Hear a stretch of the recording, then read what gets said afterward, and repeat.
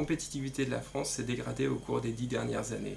Ainsi, le solde de la balance commerciale est passé d'un excédent de 3 milliards en 2002 à un déficit de 71 milliards en 2011.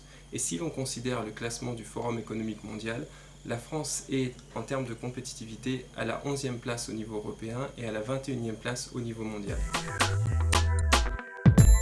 La marge de manœuvre des gouvernants pour accroître la compétitivité coût des entreprises françaises est aujourd'hui réduite.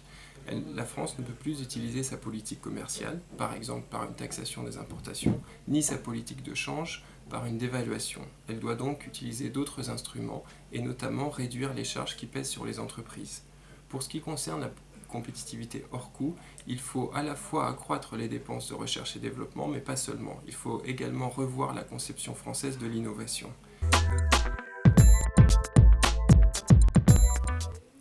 Le gouvernement a suivi les recommandations du rapport Gallois et a annoncé une baisse des charges patronales de 20 milliards sur 3 ans pour les entreprises.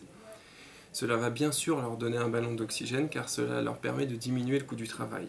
En contrepartie, cela va réduire le pouvoir d'achat des consommateurs. Toutes les études économiques montrent que de telles mesures ont un effet positif à court terme, mais que cet effet disparaît sur le long terme.